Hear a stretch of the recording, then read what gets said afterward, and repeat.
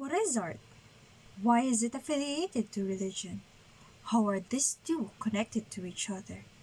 Does history play an important role in religion and art? Why do we study this together?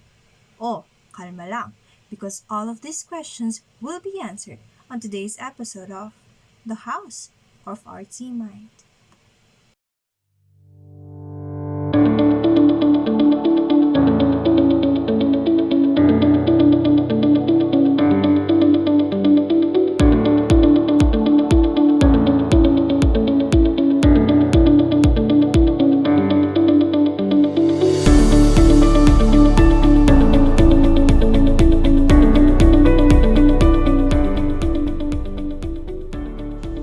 Hello guys! Hello everyone! Welcome to the House of Artsy Mind. My name is Sharen. I will be your host for today. Siyempre, para naman mas maging informative tong podcast na to, I invited some guests para basagin tayo sa mga impormasyong kakailanganin natin today. So wag na magpatumpik-tumpik pa. Let's welcome Claire, Job, Miguel, CJ, and yours truly as we talk about how art meets religion. What a fun topic we have, right? So, stay tuned and enjoy the show.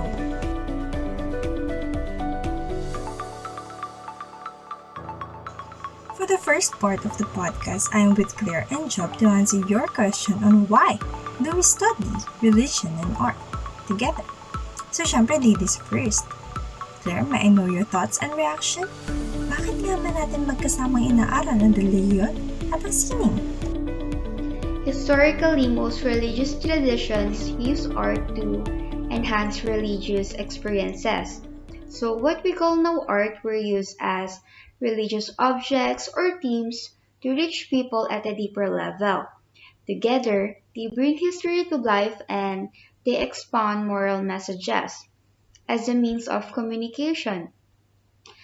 So, dati pa lang makikita natin na arts have always been integral to religion, like yung mga sacred paintings, symbols, even dances and chants, right?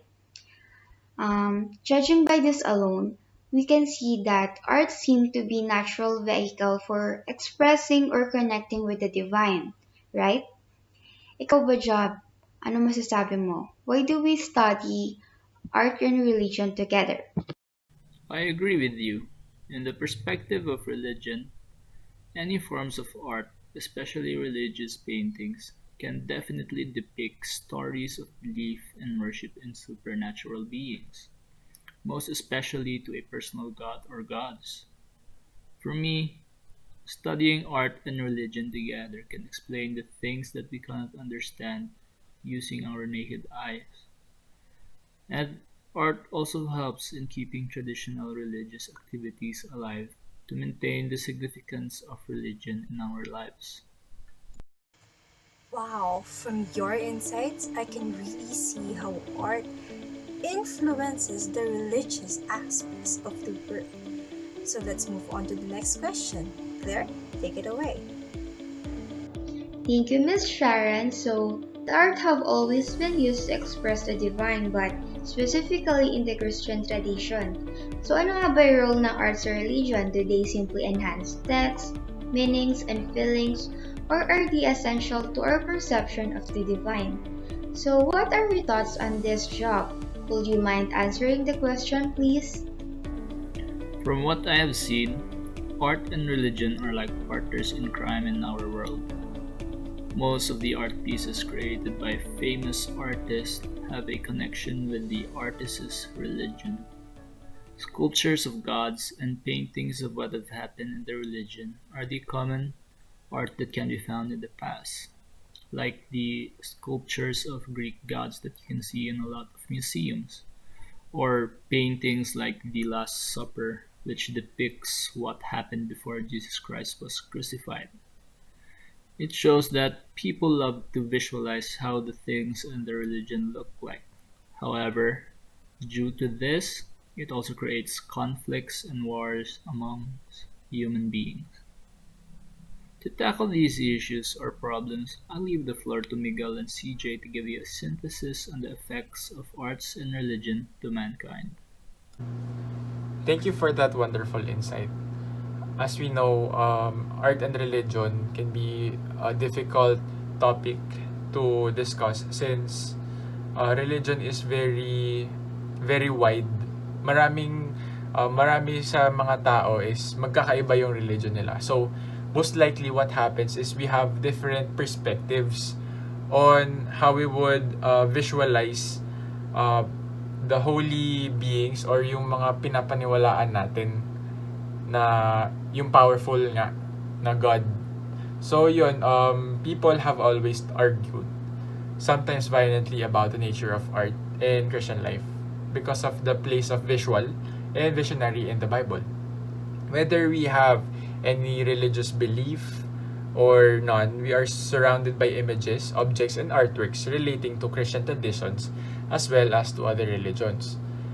As Filipino Catholics, we are exposed to a culture of santos, where these santos are being prayed to, or many devotees would pray to these santos for maybe good health or whatever they would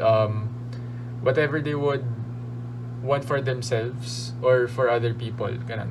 So these santos can be mostly seen in churches nga, where people would usually pray. And these santos are respective images of saints and holy persons. So, yung santos na to, we even have feasts where we celebrate the lives of these saints or holy persons sa which pwedeng magrepresent sila dun sa isang hometown natin, or simply pwedeng sineselebrate lang natin yung life nila, how they live their life. So, looking further dun sa practice where Filipinos would pray to these santos, some would perceive this practice to be immoral or goes against the commandments or will of God. In general, Christians mostly know about the sin of idolatry and how it goes against the morality of faith. Seeing lots of devotees praying to these santos seem to perfectly fit the definition of idolatry, which is the worship of something that is not God but seems to be God. Santos as a work of art is indeed only an image of the saints and holy people, mostly made of wood. It is made to represent and honor the lives of the saint and how their story could influence the people towards having more faith in God. Though people having this concept of praying to what seem to others be idols are completely divided, it is still continuously being practiced because the faithful believe that what they are doing is to have these santos as inspirations and respect their images because they are a representation of the holy people that had strong faith in God. Oo, tama nga dyan, Migs, na we are surrounded by a culture wherein they use santos or statues or anything to give them a concrete thing as a way to worship their saints, their God.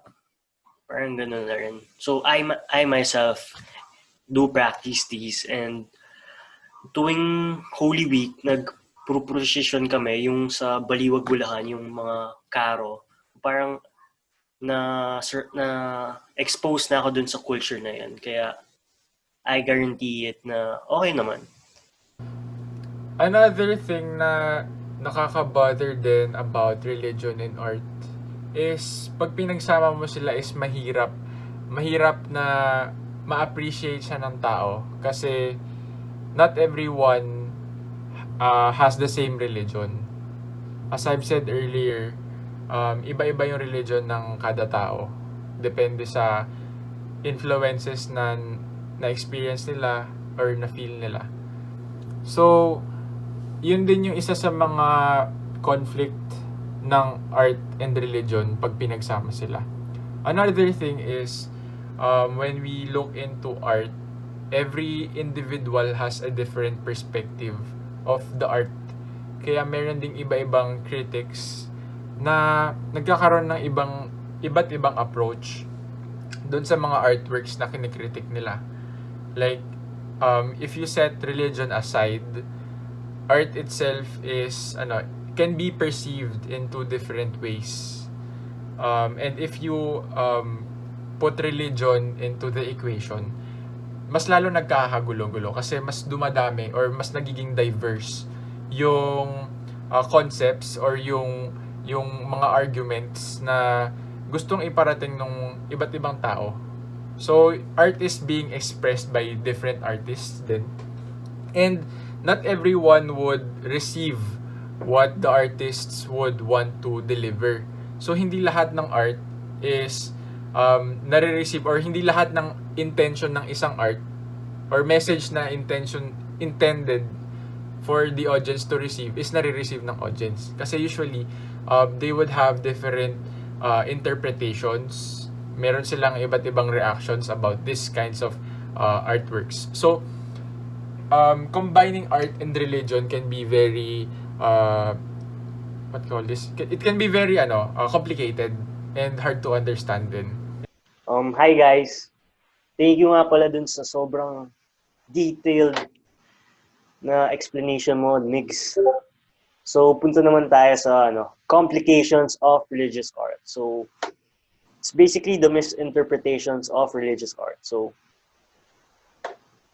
what is art in it? Art is many things, but art can be interpreted into different symbolisms. So, to be honest, pag tuwing makakita ko ng art in real life, sobrang na-amaze ako dahil makikita mo talaga yung mga details na nilalagay ng mga artists. And the more you look at it, na-imagine ko yung mga symbolisms na nilalagay nila. So, parang, wow. So, basically, art triggers strong emotions in us. So, parang pag nakakita ka ng art, uy, ganda. Yun no? So, some art lifts us up, but some art really questions the artist. So, parang, ba't ba sila gumawa ng ganito? Ka na lang eh. So, everything is like this. Parang, whenever there's a positive reaction to the art, there will always be a negative. So, parang engineering lang yan. Physics of law. Ganun. So, ganun. Art triggers strong emotions. Don't forget that. So, punta naman tayo sa religion. Used art as a way to express the divine. So, on the side of the religion, we are always amazed at how art expresses our beliefs. It helps us strengthen our faith, but at the same time, art can be hurtful and negative. Sabi ko nga kanina. Parang, when you see art sa mga chapels, sa mga museums, makikita mo yung mga religion that time, makikita mo yung mga beliefs nila, mga traditions nila. So, there are several artworks that made people really mad and questions the abilities of the artist. One artist that is very well known is Michelangelo. Michelangelo and his work in the Sistine Chapel. To be honest, yung artwork niya sa Sistine Chapel is sobrang ganda. As in, makikita mo talaga yung details ng mga saints, mga angels, mga ganun. Parang sobrang ma-amaze ka talaga, mapapawawa ka talaga.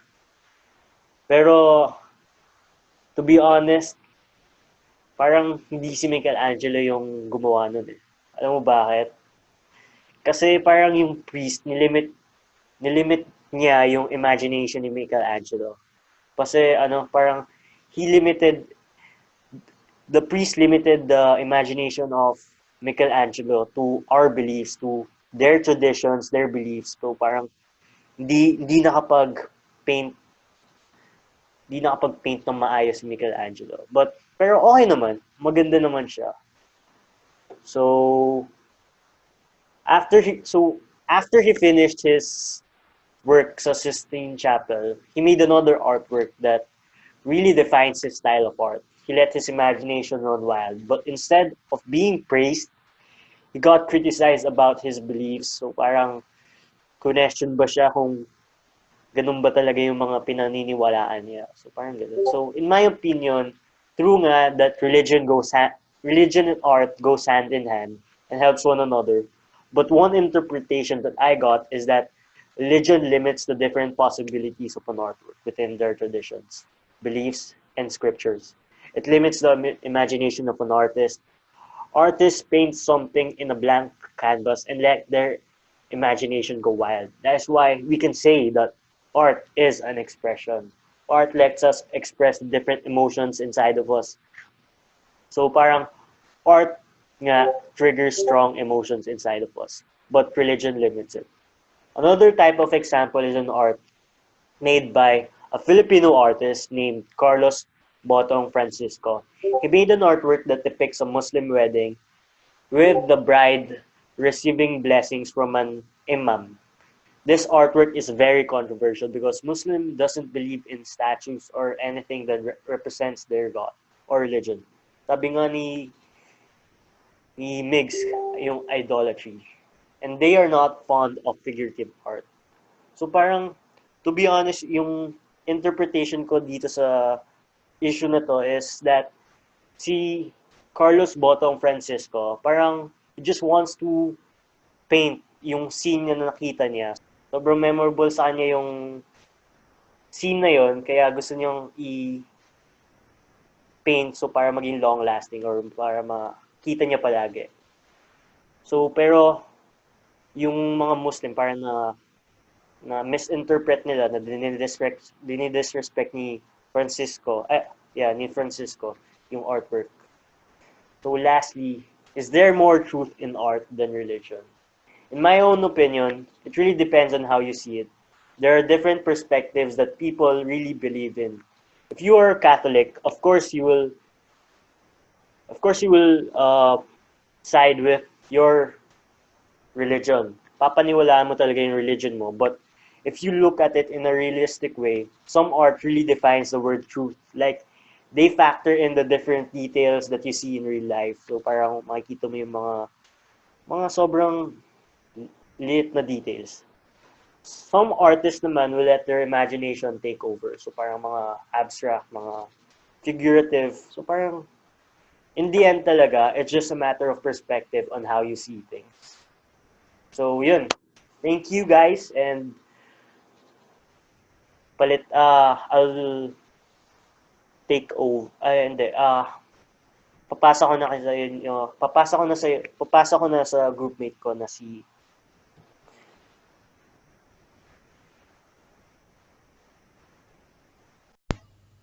So, ayun guys, nalaman na natin yung issues ng art and religion together. Bilang isang art critic, ipapakita ko naman sa inyo yung one of the religious paintings in the Philippines called Table of Hope or Hapag ng Pag-asa. Guys, can you guess the artist behind this painting? Yes, it's Joey Velasco. So, guys, diba kamukha siya ng The Last Supper? Pero this painting kasi depicts the story of a greater hunger than a plate of rice could satisfy. As Joey Velasco himself said that, what these children are starved for is love. Some religious painting kasi capture details that are not necessarily in the history books, just like this one. Pinaportray niya kasi si Jesus na may halo or light sa ulo, pero diba hindi naman nabanggit sa Bible yon. Kasi this kind of paintings, yung pag-illustrate ng mga artists sa details, it allows for greater conviction among individuals, meaning paintings of this nature glorify Christianity and they can influence also individual to carry out deep soul searching para mas mapalapit lalo sila kay God. And kaya essential talaga yung arts or religion kasi they idealize, glorify, and tell the story of a religion. Diba? Busog na busog kayo sa mga impormasyon ngayon. At dahil baka nga ma-overload tayo, let us conclude that art as a religion keeps religious traditions alive. And makes it easier for individuals to visualize a concept or event that is otherwise difficult to imagine through the use of mere words. They speak to the minds and hearts of different individuals and are useful for convincing unbelievers to adopt a particular religious belief or religious culture. Well, this brings us to the end of today's show of the House of Artsy Mind. Thank you guys for watching.